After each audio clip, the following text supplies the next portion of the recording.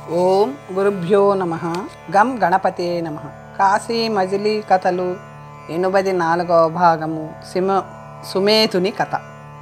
గజేంద్ర వాహనుడు సామంత చక్రవర్తి. అతని అధికారం కింద 76 సామంతరాజులు ఉన్నారు. వారు చేసే న్యాయాన్యాయాలను విచారించే అధికారం అతనికి ఉంది. అతను చాలా బుద్ధిశాలి. అయినా సుమేధుడనే సామంతరాజుని నేర విచారణకు నియమించాడు. సుమేధుడికి 100 గ్రామాలు ఇవ్వడం వలన అతన్ని కూడా రాజు అనే అంటారు. ధర్మాత్ముడైన సుమేధుడు చేసిన తీర్పులకి తదుపరి విమర్శించకుండానే గజేంద్ర వాహనుడు స్థిరపరుస్తూ ఉంటాడు. రత్నాంగి తన అభియోగం సుమేధుడి వద్దకు పంపబడిందని తెలుసుకుని అతని పట్టణమైన విద్యానగరానికి వెళ్ళింది. ఆమె యవ్వనం మధ్యమంలో ఉన్న అలంకారాల వల్ల చిన్నదానిలా కనబడుతూ ఉంటుంది. ఆటపాటలలో నైపుణ్యం లేకపోయినా విటుల నుంచి విత్తం సంగ్రహించడంలో మంచి నేర్పరి. విటులను రంజింపజేసే వగలు టక్కులు దానికి బాగా తెలుసు. విద్యానగరంలో పుష్పవేణి అనే వారకాంత ఇంట్లో ఆమె బస చేసింది. దానికి తన వృత్తాంతం చెప్పుకొని కన్నీరు కార్చుతూ, ఉదయార్కుడు తివాసి కోసం నాకు అన్యాయంగా శిక్ష విధించాడు. ఈ మచ్చ మాపుకోకపోతే నేను ఆ ఊళ్ళో కాపురం చేయలేను. ఈ సుమేధుడు ఎలాంటి వాడో తెలియదు. నీకు అతను తెలుసా? అతనికి ఎన్నేళ్ళు భార్యాపుత్రులు ఉన్నారా? రసికుడేనా అంటూ అడిగింది. అందుకు పుష్పవేణి, సుమేధుడు ధర్మస్వరూపుడంటారు. విహారం చేస్తూ ఉంటే చూశాను. చాలా చక్కనివాడు. పరస్త్రీలను కన్నెత్తి చూడడు. న్యాయం చెప్పడంలో అతని బుద్ధి బృహస్పతిని మించిందంటారు. అతనికి అన్ని ధర్మసూక్ష్మాలు తెలుసునట. అందుచేత న్యాయమే చేస్తాడు. నువ్వు విచారించి అక్కర్లేదు అంది. ఎల్లుండి నా నేరం పరీక్షిస్తారట. సాక్షులతో రమ్మన్నారు. పరిచారక ఒకతే సాక్షిగా ఉంటుంది. రెండవ సాక్షిగా నువ్వు వచ్చి నా గౌరవం గురించి నీతి గురించి చెప్పాలి అని రత్నాంగి బతిమాలింది. ఆమె సరే అంది. నిరూపణ దినం నాడు రత్నాంగి 2 సాక్షులతోనూ రాజ్యసభకి పోయింది. సుమేధుడు ఆమెను చూసి, రత్నాంగివి నువ్వేనా? ఉదయార్కుడు నీ మీద 2 నేరాలు మోపి నీకు శిక్ష విధించాడు. ఆ అపరాధాలు చేయలేదని ఎలా ఖండించి చెబుతావు అని అడిగాడు.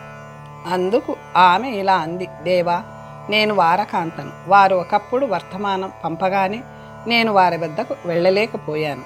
నా మీద వారికి ఆ కోపం మనసులో ఉంది. మీరెరుగని ధర్మమేముంది? నేను కొన్న తివాసీని వారు ఊరికే తీసుకున్నారు. వస్తులోభంతో నా మీద నేరం నిరూపించి శిక్షించారు. నేను నా కులవృత్తి ప్రకారమే చేశాను. అది తప్పంటే మేం ఏం చేయగలం అంటూ ఏడ్చింది. రాజు ఆమెను అడిగిన మాటకే జవాబు చెప్పు. ఇతర ప్రసంగాలు చేయకూడదు. నీ కులవృత్తిని అతనేమి అనలేదు. కానీ యోగ్యమైన శీలం కల ఒక స్త్రీని వ్యభిచారానికి నియమించావే, అది ఒక తప్పు. గుణసంపన్నుడైన కోయబాలుడి మీద నీ కూతురిని తీసుకుపోయాడని నేరం మోపడం రెండో తప్పు. ఈ 2 తప్పులకే నిన్ను ఉదయార్కుడు శిక్షించాడు. ఇందుకు నువ్వేం చెబుతావో చెప్పుకో. దేవా, భోగం వాళ్ళు ఇతర జాతుల బాలికలను తెచ్చుకొని పెంచడం ఆచారమే. నేను అలాగే ఆమెని పెంచాను. దానికి ఆ కుర్రాడు తివాసీని సుంకంగా ఇచ్చి ఇల్లు దాటించేశాడు. నేను నిజమైన అపరాధమే వాడిపై మోపాను. తివాసీని తీసుకున్నందుకే నాకు ఆ శిక్ష విధించారు తండ్రి అని రత్నాంగి మొరపెట్టుకుంది. సుమేధుడు న్యాయవాదులతో చర్చించి తివాసీతో కూడా ఆ పిల్లవాడిని పంపమని రాశాం కదా, పంపించారా అని కింద ఉద్యోగిని అడిగాడు. పిల్లవాడు రాలేదు. తివాసీని పంపారు. వాడు ఆ తివాసీని అమ్మి ఆ రోజే కొండలలోకి పోవడం వల్ల పిలిపించడానికి ఆలస్యం అవుతుందని కొంచెం వ్యవధిస్తే పంపగలమని రాశారు. సుమేధుడు తివాసిని తెప్పించమనగా పరిచారకుడు తెచ్చి దానిని పరిచాడు. ఆ అల్లికల రంగుల మేళవింపు, ఆ చక్కదనం మెరుగు చూసి ఎంతో ఆశ్చర్యపోతూ బాగా పరీక్షగా చూసి కళ్ళు మూసుకొని కొంతసేపు దీర్ఘంగా ఆలోచించాడు. అప్పుడు రత్నాంగి మొహం చూస్తూ, మృగదత్తుడు ఈ రత్నాసనాన్ని తనే అల్లానని నీతో చెప్పాడా? ఈ పని అతనికి ఎవరు నేర్పారో అడిగావా అన్నాడు. ఆమె సమాధానంగా, దేవా, అది వాడు అల్లిన మాట వాస్తవం. పని ఎలా నేర్చుకున్నాడో నాతో చెప్పలేదు. ఉదయార్కుడితో చెప్పాడేమో, నాకు తెలియదు అంది. అప్పుడు అతను ఆ ఫిర్యాదుకి సంబంధించిన పత్రాలన్నీ క్షుణ్ణంగా పరిశీలించాడు.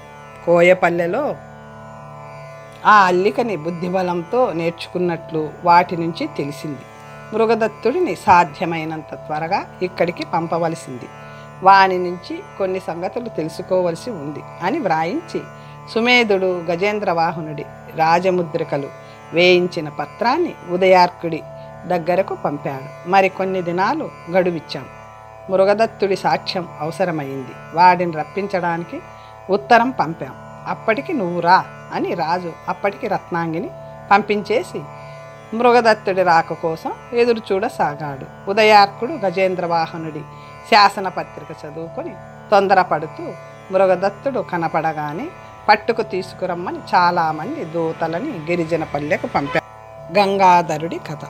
విద్య నిగూఢ గుప్తమగు విత్తం, రూపము పురుషాలికిన్, విద్య యశస్సు భోగాకరి, విద్య గురుండు విదేశ బంధుండున్, విద్య విశిష్ట దైవతము, విద్యకు సాటి ధనంబులే దిలన్, విద్య నృపాల పూజితము, విద్య నెరుంగనివాడు మర్చుడే. ఆహా, విద్య ఎంత గొప్పది! చదువుకోలేక ఎంత మూర్ఖుడినయ్యాను. ఆ ఇల్లాలు చెప్పకపోతే ఏమి తెలిసేది కాదు కదా. ఇప్పుడు చదువుకోవడం వల్ల ఎన్ని గ్రంథాలు చూడడానికి వీలవుతుంది. 4 మాసాల్లోనే చదవడం రాయడం పట్టుబట్టింది. ఆమె చీటీలో రాసిన విషయాలు అర్థమయ్యాయి. నా తల్లిదండ్రులు చనిపోయారట. అక్కడ ఉన్నవారు నా తల్లికి తల్లిదండ్రులట. ఆమెకు నా వృత్తాంతం ఎలా తెలిసిందో, ఆమె ఎక్కడికి పోయిందో తెలియదు. ఇక నేను రామదుర్గం పోవడం మంచిది. బంధువులని కలుసుకుంటాను. కానీ అయ్యో, నన్ను కోయవాడని నిరసించి నిందిస్తారేమో. వేషం మారుస్తాను కానీ భావించి మంచి వేషం ధరించి ఒక మార్గం ద్వారా నడవసాగాడు మృగదత్తుడు. దీర్ఘంగా ఆలోచిస్తూ నడవడం వలన అతని రాళ్ళు ముళ్ళు అట్టే బాధించలేదు. పోగా మధ్యాహ్నానికి ఒక గ్రామం చేరుకున్నాడు. భోజన సదుపాయం కోసం వెతుకుతూ ఒక సత్రం గురించి విని అక్కడికి పోయాడు. అక్కడ 4 వర్ణాల వారికి అన్నం పెడతారు. భోజనం చేసి కూర్చున్నాక ఒక బ్రాహ్మణుడు వచ్చి అతన్ని, ఏ ఊరు వెళ్తున్నావు నాయనా అని అడిగాడు. మృగదత్తుడు, రామదుర్గం నగరం పోతున్నాను అన్నాడు. బ్రాహ్మణుడు, అక్కడ ఎవరింటికి వెళ్తావు అన్నాడు. మృగదత్తుడు, కుముదాంగుని ఇంటికి. బ్రాహ్మణుడు, అతను నీకు చుట్టమా అన్నాడు. మృగదత్తుడు, అవును చుట్టమే అన్నాడు. బ్రాహ్మణుడు, అతను నీకేమవుతాడు అన్నాడు. మృగదత్తుడు, మా తల్లిగారికి తండ్రి కాబట్టి మాతామహుడు అన్నాడు. బ్రాహ్మణుడు ఆశ్చర్యంతో, అయితే మీ తల్లి పేరేమిటి అన్నాడు. మృగదత్తుడు, అది తెలియదు అన్నాడు. బ్రాహ్మణుడు, మీ తండ్రి గారి పేరు అన్నాడు. మృగదత్తుడు, అది తెలియదు. బ్రాహ్మణుడు, వాళ్ళు ఎక్కడున్నారు అన్నాడు. మృగదత్తుడు, తెలియదు, చనిపోయారని ఒక స్త్రీ చెప్పింది అన్నాడు. బ్రాహ్మణుడు దుఃఖంతో, వారికి నువ్వు ఎక్కడ పుట్టావు అన్నాడు. మృగదత్తుడు, నాకేమీ తెలియదు, పోన్లేండి, నా వృత్తాంతంతో మీకేం పని, ఇంతకీ మీరెవరు అన్నాడు. బ్రాహ్మణుడు, నేను మీ తండ్రికి మిత్రుణ్ణి, మీ తల్లిదండ్రుల కోసమే వెతుకుతూ దేశాటనం చేస్తున్నాను అన్నాడు. మృగదత్తుడు, మీ పేరు అన్నాడు. బ్రాహ్మణుడు, గంగాధరుడు అంటారు అన్నాడు. మృగదత్తుడు, వాళ్ళెక్కడికి పోయారు అన్నాడు. బ్రాహ్మణుడు, చెప్పకూడదు, మెల్లగా మాట్లాడు, మహాపతివ్రత అయిన మీ తల్లిని రాజు కామించడంతో అతనిని చంపి వాళ్ళిద్దరూ అడవులలోకి పారిపోయారని విన్నాను. వాళ్ళ కోసం వెతుకుతున్నాను. బాబు, వాడు చనిపోయారని నీకెవరు చెప్పారు అంటూ కన్నీరు పెట్టుకున్నాడు. మృగదత్తుడు, వేశ్య ఇంటిలో ఉన్న ఒక పరిచారిక అంటూ ఆ కథంతా చెప్పి అతని మీద నమ్మకం కలగడంతో ఆమె రాసిచ్చిన ఉత్తరాన్ని చూపించాడు. గంగాధరుడు ఆ ఉత్తరాన్ని చదివి ఆమె చేతి రాతను గుర్తుపట్టి, అయ్యో, ఈ ఉత్తరం రాసింది పద్మినినే, భర్తతో వియోగం సంభవించి ఉంటుంది, విరక్తితో రాసిందనుకుంటాను, అక్కడికి పోయి చూద్దామా అనుకొని, బాలుడా, ఆమె ఇప్పుడు ఎక్కడుంది అని అడిగాడు. ఎక్కడికో పోయింది, అక్కడ లేదు అన్నాడు మృగదత్తుడు. అతను రహస్యంగా గంగాధరుడి నుంచి తన తల్లిదండ్రుల వృత్తాంతం పూర్తిగా తెలుసుకొని ఎంతో విచారిస్తూ దుర్గానగరం పోవడానికి సాయంగా రండి అని గంగాధరుణ్ణి కోరాడు. అందుకు గంగాధరుడు అక్కడి అధికారుల శాసనం చాలా కఠినంగా ఉంది. మీ వాళ్ళ ఇంటి చుట్టూ కాపలా పెట్టి ఉంచారు. కొత్త వాళ్ళు వస్తే పరీక్షిస్తూ ఉంటారు. వాళ్లను ఎక్కడికి పోనివ్వరు. నీ వృత్తాంతం తెలిసిందో నిన్ను పట్టుకుంటారేమో. మీ తాతగారి ఊరు వెళ్దామన్నా వాళ్ళని అలాగే నిర్బంధిస్తున్నారు. అందుచేత రహస్యంగా పోయి చూడాలి అని గంగాధరుడు చెప్పాడు. మృగదత్తుడు ఆ మాటలకి ఆశ్చర్యపోతూ, మనమేమి అపరాధం చేశామని నిరపరాధుల్ని కూడా రాజభటులు పట్టుకుంటారా? రాజు చేసిన అక్రమాన్ని ఖండించక మా వాళ్ళని నేరస్తులుగా ఎంచడం తప్పు కాదా? ఎలాగైనా సరే దుర్గానగరం వెళ్ళక తప్పదు, ఈ ఉత్తరం చూపించక తప్పదు అన్నాడు. వాళ్ళు అలా మాట్లాడుకుంటుంటే రహస్యంగా అనుసరిస్తున్న ఒక పురుషుడు వాళ్ళ మాటలు విని వారి వెంట నీడలా తిరగసాగాడు. వాళ్ళు రహస్యంగా దుర్గానగరం పోయారు. ఎలాగో కావలి వారి కన్ను కప్పి తప్పించుకొని ఇద్దరు కుముదాంగదుడి ఇంట్లోకి దూరారు. గంగాధరుణ్ణి గుర్తుపట్టి కుముదాంగదుడు నమస్కరిస్తూ, బ్రాహ్మణోత్తమ, మా వాళ్ళ జాడ ఏమైనా తెలిసిందా? అయ్యో, మేమిక్కడ బందీల్లా ఉన్నాం. ఈ బాలుడెవరు? ఉసీనగరానికి ఏ వార్తలు తెలియవు కదా అని దుఃఖించాడు. శెట్టి విధి మన మీద పగబట్టి అలా చేస్తున్నాడు. కీడులో కొంత మేలు అంటే ఇదే. ఈ బాలుడు పద్మిని కొడుకు, పేరు మృగదత్తుడు. దైవికంగా వీడు నా కంట పడ్డాడు. పద్మిని వీడిని కనడమే తప్ప ముద్దు ముచ్చట్లు చూసి ఎరుగదు. వారు చనిపోయారని వదంతి వ్యాపించింది, కానీ అది అసత్యం. దేశాలు పట్టి తిరుగుతున్నారు రాజభటులు, భయంతో భయపడడం లేదు అంటూ తనకు తెలిసిన సమాచారం అంతా గురుదత్తుడు చెప్పాడు. శెట్టి చాలా ఆశ్చర్యపోయాడు. అతను ఆ విశేషం భార్యకు చెప్పి ఆ బాలుణ్ణి కౌగిలించుకొని ఆనంద బాష్పాలతో వాడి శిరస్సు తడిపాడు. అతని భార్య కూడా కూతురి పోలికలు బాలుడిలో చూసి గతం తలుచుకొని ఎంతో దుఃఖించింది. అప్పుడు మృగదత్తుడు తన కథంతా చెప్పి రత్నాంగి ఇంట్లో ఆమె తనకిచ్చిన ఉత్తరం చూపించాడు. అది చదివి, అయ్యో నాయన, ఆమె నీ తల్లి, వేసే ఇంట్లో ఎందుకుంది? ఏమంది? చెప్పు చెప్పు అని మరీ అడిగేసరికి ఆ కథంతా మళ్ళీ మొదటి నుంచి చెప్పాడు. అలా ఎన్నిసార్లు చెప్పించుకున్నారో వాళ్ళు అలా మాట్లాడుకుంటుంటే రాజభటులు కొందరు లోపలికి వచ్చి, ఈ కొత్త వాళ్ళెవరు? గురుదత్తుడిచే పంపబడ్డారేమో అని అనుమానంగా ఉంది, నిజం చెప్పండి అని గద్దిస్తూ అడిగేసరికి కుముదాంగదుడు భయపడుతూ, వారెవరో నాకు తెలియదు అన్నాడు. భటులు వారిని పట్టుకొని రాజసభకు తీసుకుపోయారు. రాజప్రతినిధి వారిని విడివిడిగా, మీరెవరు?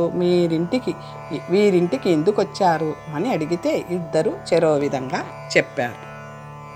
అంతకు ముందు నుంచే కుముదాంగదుడి మేడలో అతనికి తెలియకుండా ధ్వనిగ్రాహిణి అనే యంత్రాన్ని ఒకదానిని అమర్చి ఉంచారు.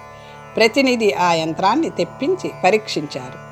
మృగదత్తుడు చెప్పిన మాటలలోనూ గంగాధరుడు ఆడిన మాటలలోనూ చాలా భాగం ఆ యంత్రం ఆకర్షించింది.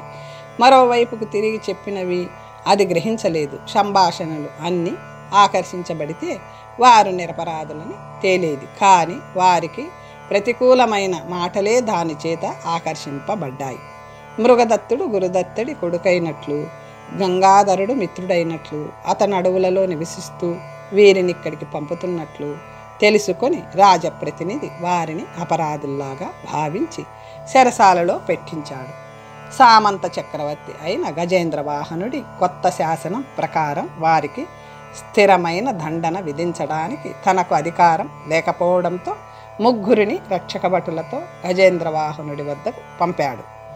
మృగదత్తుడు, గంగాధరుడు, కుముదాంగదులని 10 మంది రక్షక భటులు చుట్టూ ఉండి గజేంద్ర వాహకుడి దగ్గరకు తీసుకుపోయేందుకు నడుస్తుంటే తోవలో మధ్యలో రాజభటులని ఉద్దేశించి గంగాధరుడిలా అన్నాడు, కింకరులారా, లోకంలో ధర్మాధర్మాలు, న్యాయాన్యాయాలు, మంచి చెడ్డలు, పాపపుణ్యాలు అంటారు, కానీ వాటన్నిటి భావము ఒక్కటే. ఒక్కొక్కప్పుడు న్యాయమే అన్యాయంగా పరిగణించబడుతుంది. దానిని పూర్వజన్మ కర్మ అని పెద్దలు అంటారు. పూర్వము మాండవ్యుడనే మహర్షి నిరపరాధే అయినా దొంగలు కొరత వేయబడ్డారు. ఈ కథ భారతంలో ఉంది. దుర్మరణం చెందిన మీ రాజుగారి కృత్యాలు ఎలాంటివో మీకు తెలియనివి కావు. పద్మిని చేసిన పని సమంజసమే. అని మనం అనుకోక మానం. ప్రజలు చాటున మంచిని మంచిగాను చెడ్డను చెడ్డగాను చెప్పుకోక మానరు. అది ఎలాంటిదైనా అపరాధాన్ని విమర్శించడం రాజప్రతినిధి విధి. కానీ ఏమీ ఎరుగని మమ్మల్ని ఇలా బాధించడం కేవలం అక్రమం, అధర్మం. ఇతను గురుదత్తుడి కొడుకని ఊహించాం. ఆ దంపతులు ఎక్కడున్నారో మీకు తెలియదు, వీడికి ముందే తెలియదు. గుర్తులని బట్టి సంబంధం కలుపుకున్నాం. ఇది మా పూర్వ కర్మ. సజ్జనుల అందరిలోనూ ఉంటారు. కోటీశ్వరుడికి మనవడై కూడా ఇతనిలా కష్టాలు పడుతున్నాడు. వీని సిరికి మీ రాజు రాజ్యమంతా కూడా సాటి రాదు, విధి. ఆ మాటలకు వాళ్ళల్లో జాలి కలిగింది. వారిలో ఒకడు, బ్రాహ్మణుడా, మేమేం చేయగలం అన్నాడు. గంగాధరుడు, మీరు చేయగలిగిన పని మహారాజే చేయలేడు అన్నాడు. మరొకడు, విడిచిపెట్టమంటావా? ఏం, అలా అయితే మా తలలు తెగిపోతాయి అన్నాడు. గంగాధరుడు, అలా అనడానికి నేనెంత మూర్ఖుడినా? మీ బాధ్యతలు నాకు తెలియనివి కావు అన్నాడు. మరొకడు, మాకు బాధ కలగని పద్ధతి అయితే మీకు ఏదైనా ఉపకారం చేస్తాం అన్నాడు. గంగాధరుడు, వినండి. ఉసీనరపురంలో వీడి తాత రత్నాకరుడు ఉన్నాడు. అతను కోటీశ్వరుడు. అతనికి వీడిని చూపించి తీసుకుపోండి. అతను మీకు మంచి పారితోషికం ఇస్తాడు. ఇదే నా కోరిక. ధనానికి వశం కాని వారెవరుంటారు? దేవుడికే ధనమంటే వేడుక. ధనం తాలూకు శక్తి అంతటిది. ఆ మాటలకు వాళ్ల మనస్సు మెత్తబడింది. వారిని మార్గం మళ్లించారు. గంగాధరుడితో మంచి మాటలు చెబుతూ గౌరవించసాగారు. కొన్నాళ్లకు ఉసీనరపురం చేరుకున్నారు. సంకెళ్ళు తీసి దాచి రత్నాకరుడి ఇంటికి రహస్యంగా తీసుకుపోయారు. రత్నాకరుడు గంగాధరుణ్ణి చూసి ఆరాటపడుతూ, మా వారి జాడేమైనా తెలిసిందా అని అడిగాడు. గంగాధరుడు, విను. ఇతను మీ మనవడు. అడవిలో పుట్టాడు. తల్లిదండ్రుల నెరుగడు. దైవికంగా దారిలో తారసిల్లాడు. దుర్గానగరానికి పోయాం. విధివశాన పట్టుబడ్డాం. పెద్ద శిక్షకు తీసుకుపోబడుతున్నాం అంటూ ఆ కథంతా చెప్పాడు. రత్నాకరుడు మనవన్ని కౌగిలించుకొని దుఃఖించసాగాడు. రాజభటులు, అయ్యా చూశారు కదా, ఇక పోవాలి, లేవ్వండి అని తొందర పెట్టారు. గంగాధరుడు రత్నాకరుడితో ఏకాంతంగా మాట్లాడి తరువాత వారితో, భటులారా, మీ వేతనాలు చాలా తక్కువ. బాధ్యతలు అధికారాలు చాలా పెద్దవి. దండన విధి అంతా మీ చేతిలోనే ఉంది. ఈ ధనం తీసుకుని మీరు మాకొక ఉపకారం చేయవలసి ఉంది అంటూ 50,000 దినారాలను వారి ముందు రాశిగా పోయించాడు. కళ్ళు మిరమిట్లు కొలుపుతున్న ఆ బంగారపు రాశిని చూసి విభ్రాంతితో వాళ్ళు కొంతసేపు ఏమీ మాట్లాడలేకపోయారు. ముందు వీటిని మీరు మూట కట్టండి, తరువాత మీరేం చేయాలో చెబుతాను అన్నాడు. గంగాధరుడు వాళ్ళు గాద్గదిక కంఠంతో, స్వామి, మీ అనుగ్రహానికి చాలా సంతోషిస్తున్నాం. మీరేం చెప్పినా చేస్తాం, కానీ మా శిరస్సులు నిలిచేటట్లు మాత్రం చూడండి అన్నారు. అందుకు గంగాధరుడు, మీకేం భయం లేదు, అపాయం లేని ఉపాయం చెబుతాను వినండి. మా ముగ్గురిని ఇక్కడ వదిలేయండి. మాకు బదులు మనుషులు 3 అప్పగిస్తాం. వాళ్ళు మా పేర్లే చెబుతారు. అందువల్ల మీకేమీ ప్రమాదం రాదు. అక్కడి వాళ్ళు మమ్మల్ని చూడలేదు కదా, పత్రికలలో పేర్లే రాయబడి ఉన్నాయి. వాటిని చదువుకొని వారికే శిక్ష విధిస్తారు. వాళ్ళకి తగిన ఉపాధులు మేము ఏర్పాటు చేస్తాం అన్నారు. వాళ్ళు ఆలోచించుకొని తమకు భయం లేదని నిశ్చయించుకొని అందుకు అంగీకరించారు. రక్షక భటుల వెంట మరో 3 పంపారు. రత్నాకరుడు వారిని తన ఇంట్లో ఉండమని బలవంతం పెట్టినా గంగాధరుడు అంగీకరింపలేదు. మేము ఇక్కడుంటే గుట్టు బయటపడక మానదు, దానివల్ల ప్రమాదం ముంచుకు వస్తుంది. కొన్నాళ్ళు రహస్యంగా ఉండి మళ్ళీ వస్తాం అని అతనికి నచ్చజెప్పి ఇల్లు వదిలి ఉత్తరంగా వెళ్ళిపోయారు. అప్పుడు మృగదత్తుడు, అయ్యా, మీరు మన గమ్యస్థానం గురించి చింతించక్కర్లేదు. నేను పుట్టిన కోయపల్లె చాలా రహస్యమైనది. మీరు వినే ఉంటారు. మనం అక్కడికి పోదాం. మనల్ని వారు ఎరుగరు. కొన్నాళ్ళుండి వద్దాం. జన్మభూమి చూడాలని నాకు వేడుకగా ఉంది అంటూ ఆ అరణ్యానికి ప్రయాణం చేయించాడు. ఎన్నో కష్టాలు పడి ఎలాగైతేనే అక్కడికి చేరారు. కొందరు మృగదత్తుని గుర్తుపట్టలేకపోయారు. గుర్తుపట్టిన వారు చిరుతపులి అంటూ కేకలు వేశారు. అతని తండ్రి, ఏమిరా, పెద్దవాడివై ఇంటికి రాక దేశాల పాలై తిరుగుతున్నావా? వీడెవడు? చాపలమ్మిన సొమ్ము ఏం చేశావు అని అడిగాడు. అతని పామరత్వానికి జాలిపడి, నాయన, కారణం ఉండబట్టే తిరిగాను, మిమ్మల్ని ఎప్పటికీ మర్చిపోను అంటూ కొంత సొమ్ము వాడికిచ్చి మాటలతో కూడా సంతోషపరిచాడు. ఆ సొమ్ము పుచ్చుకొని వాడు, బాబు, నీకోసం ఈ మధ్య ఎవరెవరో వచ్చి వెతికారు. ఎక్కడికో పోయావంటే ఇల్లు కూడా వెతికారు. కారణమేమిటి అని అడిగాడు. తనకి తెలియదనేశాడు. గంగాధరుడు ఆ మాటలు విని ఏదో అనుమానిస్తూ, అలా వెతకడానికి వచ్చి ఎన్నాళ్ళయింది అని అడిగి కారణం తెలియక ఆలోచించసాగాడు. చిరుతపులి వచ్చాడని ప్రచారం కావడంతో చాపలల్లడం నేర్పమని ఎందరో రాసాగారు. ఒకనాడు ఒక పొయ్యవాడు 4 రాజకింకరుల్ని వెంటబెట్టుకుని అక్కడికి వచ్చి, వీడే చిరుతపులి అనబడే మృగదత్తుడు అని చూపించి వాళ్ళకు అప్పగించాడు. ఆ రాజభటులు వాడిని చూసి, అవురా, నీకోసం ఎన్ని దేశాలు తిరిగాం, ఎన్ని కష్టాలు పడ్డాం, అడవుల్లో దాక్కుంటే వదిలేస్తాం అనుకున్నావా అంటూ వాడిని బంధించారు. మృగదత్తుడు తెల్లబోయి చూస్తుంటే గంగాధరుడు, ఇది ఎవరి ఆజ్ఞ, వీడేం నేరం చేశాడు అని అడిగాడు. వాళ్ళు, అదేమి మాకు తెలియదు, గజేంద్ర వాహకుడు ఆజ్ఞ మేరకు వాడిని పట్టుకున్నాం. వీడి కోసం మేమే కాక ఎందరో రాజభటులు తిరుగుతున్నారు అని చెప్పారు. గంగాధరుడికి ఏం కారణమో తోచక, ఏదైనా సరే అనుకొని మేం కూడా వస్తాం పద అని వారి వెంట నడవసాగాడు. కొన్ని రోజులకి వాళ్ళని ఉదయార్కుడి పట్టణం చేర్చి రాజు ముందు నిలబెట్టారు. ఉదయార్కుడు వాళ్ళని చూసి, ఏమిరా, నీ మూలంగా మాకు పైవారి వల్ల చాలా అవమానాలు కలుగుతున్నాయి. నిన్ను పంపమని మా చక్రవర్తి ఇప్పటికీ 20 సార్లు ఆజ్ఞాపత్రికలు పంపాడు. నీ జాడ మాకు తెలియదు. రత్నాంగి పై వారిని పట్టుకొని తన అపరాధం మాపుకోదలుచుకుంది. నువ్వు పోయి గట్టిగా వాదించుకొని గెలుచుకురా. పో, నీ వెంట రాజభటులు వస్తారు, భయపడకు అన్నాడు. మృగదత్తుడు ఆ మాటలకు సంతోషించి గంగాధరుడితో, నువ్వు బుద్ధిమంతుడవు, ఎలా చెప్పాలో ఆలోచించు అన్నాడు. గంగాధరుడు మళ్ళీ ఆ కథంతా విని ఆలోచించసాగాడు. రాజభటులు విచారణ దినానికి వారిని విద్యానగరానికి తీసుకుపోయారు అని చెప్పి మణిసిద్ధుడు కథను అక్కడ నిలిపాడు. అపరాధ విచారణ కథ. అయ్యో మృగదత్త, మన రహస్యం బయటపడిపోయేటట్లుంది. విధి విపరీతం కదా. రామదుర్గం నుంచి రాజప్రతినిధి పంపిన అభియోగం ఇవాళే విచారిస్తారట. అదిగో అప్పుడే మృగదత్త అని కుముదాంగా అని గంగాధర అని 3 మార్లు పిలిచేశారు. ఇప్పుడు మనం ఏం చెయ్యాలి? కన్నంలో దొంగల్లా దొరికిపోయాం. రాజభటులు మనని పారిపోనివ్వరు. నిన్ను వదిలి మేం పోలేం అంటూ భయంగా అతననేసరికి గంగాధరుడు, మన రోజులు అంత చెడ్డగా ఉన్నాయి. మనకంటే ముందుగా శని వస్తుంది. సరే, ఏం చేస్తాం, చంపితే చంపని అన్నాడు. సభలో ఒక మూల కూర్చుని అంతా చూడసాగాడు. సుమేధుడు పీఠం అలంకరించాడు. అతనికి 2 పక్కల న్యాయవాదులు ఆసనాల మీద కూర్చున్నారు. సభాభవనం కిక్కిరిసి ఉంది. మొట్టమొదటే సుమేధుడు రామదుర్గం నుండి పంపబడిన నేరారోపణను విచారించసాగాడు.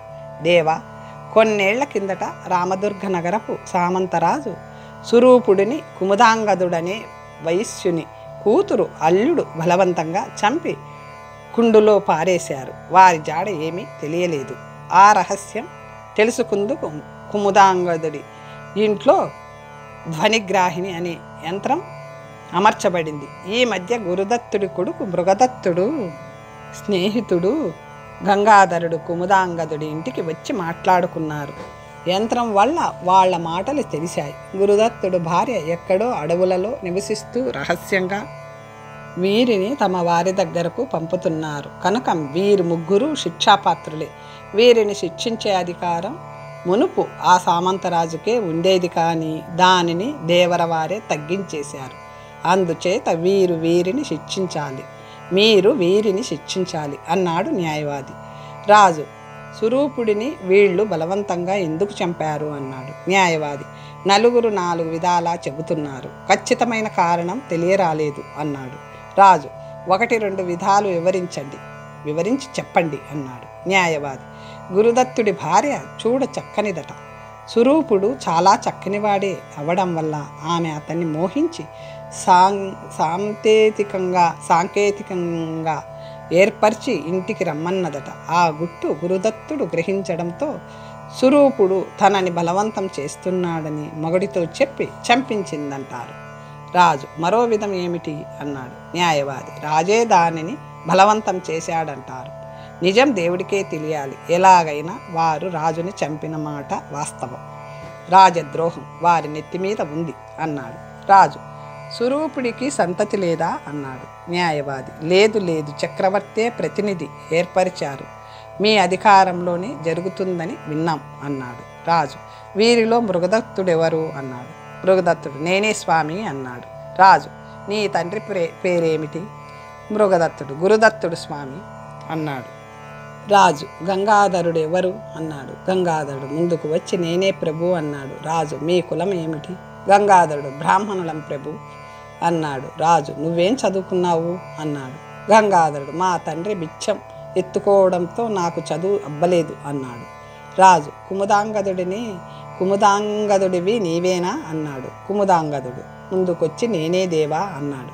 రాజు నీ అల్లుడు కూతురు సురూపుని చంపారట, నిజమేనా అన్నాడు. కుముదాంగదుడు సురూపుడు ఎవరు బాబు అన్నాడు. రాజు మీ దేశపు రాజు అన్నాడు. కుముదాంగదుడు అదే నాకు తెలియదు తండ్రి అన్నాడు. రాజు సరే మీరు పొండి, రేపు విమర్శిస్తాం, అప్పటికి రండి అన్నాడు. అని రాజు వాళ్ళని పొమ్మన్నాడు. రత్నాంగి అభియోగంలో వాది ప్రతివాదులను పిలుపమన్నాడు. రాజభటులు మృగదత్తుని ప్రవేశపెట్టారు. వాడిని చూసి ఆశ్చర్యపోయి కొంచెం ఆలోచించాడు. రాజు మృగదత్తుడివి నువ్వేనా? మృగదత్తుడు నేనే స్వామి అన్నాడు. రాజు నీ తండ్రి పేరు? మృగదత్తుడు గురుదత్తుడు అన్నాడు. రాజు మీ కులం? మృగదత్తుడు వైశ్యులం అన్నాడు. రాజు మునుపు చెంచులమని చెప్పావే అన్నాడు. మృగదత్తుడు అని తెలియక చెప్పిన మాట స్వామి అన్నాడు. రత్నాంగి వీడు గడియకో పేరు చెప్తాడు దేవరవారు, అది గమనించాలి అన్నది. రాజు ఆగు, నువ్వు మాట్లాడకు, నీ న్యాయవాదే అంతా చెబుతాడు అన్నాడు. న్యాయవాది దేవా ఇది చాలా విపరీతంగా ఉంది. ఇందాక వచ్చినవాడు తన పేరు మృగదత్తుడే అని, తండ్రి గురుదత్తుడే అని చెప్పాడు. ఇద్దరిలోనూ నిజమైన మృగదత్తుడు ఎవరు అన్నాడు. రాజు మృగదత్త. ఈ తివాసిని ఎవరు అల్లారు? మృగదత్తుడు నేనే స్వామి అన్నాడు. రాజు ఈ పని ఎక్కడ నేర్చుకున్నావు? మృగదత్తుడు కొండపల్లిలో అల్లి ఉన్న దానిని విప్పి చూసి నేర్చుకున్నాను, నాకెవరూ చెప్పలేదు స్వామి అన్నాడు. రాజు కొండపల్లిలో ఎందుకున్నావు? మృగదత్తుడు నాకది జన్మభూమి అన్నాడు. రాజు నీ తల్లి పేరు? మృగదత్తుడు తెలియదు, తలో మాట చెప్పారు అన్నాడు. రాజు తండ్రి గురుదత్తుడు అని చెప్పావు కదా, తల్లి పేరు ఎందుకు తెలియదు? తల్లి పేరు ఎందుకు తెలియదు అన్నాడు. మృగదత్తుడు పద్మిని అని కొందరు చెప్పారు అన్నాడు. రాజు కొంచెం ఆలోచనలో పడి ఈ రత్నాంగిని నువ్వు ఎరుగుదువా అన్నాడు. మృగదత్తుడు ఎరుగుదును అన్నాడు. రాజు దాని ఇంటిలోని పరిచారకును నీ వెంట తీసుకుపోయావట, నిజమేనా అన్నాడు. మృగదత్తుడు లేదు, అది అబద్ధం చెబుతుంది అన్నాడు. రాజు దానింటికి వెళ్ళావా అన్నాడు. మృగదత్తుడు వెళ్ళాను, అక్కడ ఉన్న ఆమె ఉత్తమ ఇల్లాలు స్వామి అన్నాడు. రాజు ఎలా తెలుసు నీకు అన్నాడు. మృగదత్తుడు భోగం వాళ్ళు చాలా చెడ్డవాళ్ళని, వాళ్ళింటికి రావడం తప్పని నాకామె బోధించింది, ఇంకా ఎన్నో నీతులు చెప్పింది. నా వృత్తాంతం విని పేరు మార్చుకోమంది, ఏదో ఉత్తరం రాసిచ్చింది అన్నాడు. రాజు ఎవరికి ఉత్తరం రాసిచ్చింది అన్నాడు. మృగదత్తుడు రామదుర్గ నగరంలో ఉన్న కుముదాంగదుడికి, అది చూపించడం వల్లే నాకు ఇన్ని కష్టాలు వచ్చాయి అన్నాడు. రాజు గంగాధరుణ్ణి ఎరుగుదువా అన్నాడు. మృగదత్తుడు ఎరుగుదును, హా ఎరుగను. రాజు అటు చూస్తున్నావు, అక్కడెవరున్నారు అన్నాడు. మృగదత్తుడు మా వాళ్ళు అన్నాడు. రాజు వాళ్ళని ఇలా ఎదురుగా రమ్మను అన్నాడు. గంగాధరుడు వచ్చి దేవా నేను ఇతని తండ్రికి మిత్రుణ్ణి, నా పేరు గంగాధరుడు అన్నాడు. రాజు వీనితో నీకెక్కడ పరిచయమైంది అన్నాడు. గంగాధరుడు దారిలో పరిచయమైంది అన్నాడు. రాజు రత్నాంగి వైపు చూస్తూ వీళ్ళ మాటలు విన్నావా అన్నాడు. రత్నాంగి న్యాయవాది మొహం చూస్తూ విన్నాను దేవా, అన్నీ అబద్ధాలే అన్నది. న్యాయవాది దేవా ఇదొక చిత్రమైన నాటకంలా ఉంది. మొదటి అభియోగంలో మృగదత్తుడు గంగాధరుడు కుముదాంగదుడు అని ముగ్గురు ప్రతివాదులు వచ్చారు. రెండవ మృగదత్తుడు మా అభియోగంలో సాక్షి చూడబోతే అతను ఇతను ఒక్కడే అనిపిస్తుంది. దేవరవారు అది అనుమానించి కూడా ఊరుకున్నారు. ఆ అపరాధులను మళ్ళీ పిలిపించండి, ఎదుట పెట్టి విమర్శించవచ్చు అన్నాడు. రాజు అదంతా రేపు చూద్దాం, కాలాతీతమైంది అని పీఠం నుంచి లేచి వెళ్ళిపోయాడు. ఇవాళకి తప్పింది కదా, రేపు మరో ఉపాయం దొరక్కపోతుందా అని సంతోషిస్తూ గంగాధరుడు మృగదత్తుడు తమ బసకి వెళ్ళిపోయారు. సుమేధుడు పక్షపాతంగా వ్యవహరిస్తున్నాడని తన న్యాయవాది చెప్పడంతో రత్నాంగి పక్షపాతంగా విచారంగా తన బసకి పోయింది. సుమేధుడికి ఆ నేరం విచారించడంతో ఆ రాత్రి ఎందుకో నిద్ర పట్టింది కాదు. ఆలోచిస్తుండగానే తెల్లవారిపోయింది. అలవాటు ప్రకారం గుర్రమెక్కి ఉత్తరంగా ఉన్న ఒక రాజమార్గం వెంట పోసాగాడు. పట్టణం చివర ఉన్న పల్లెలోని వాళ్ళు పాలు, పెరుగు, నెయ్యి, కూరగాయలు, పుల్లలు మొదలైనవి అమ్మడానికి ఆ వైపు నుండే వస్తుంటారు. ఎంతో బరువును నెత్తిమీద ఎత్తుకుని చాలా శ్రమ పడుతూ వచ్చే ఆ జానపదుల్ని జాలిగా చూస్తూ పలకరిస్తూ గుర్రాన్ని మెల్లగా నడిపించసాగాడు సుమేధుడు.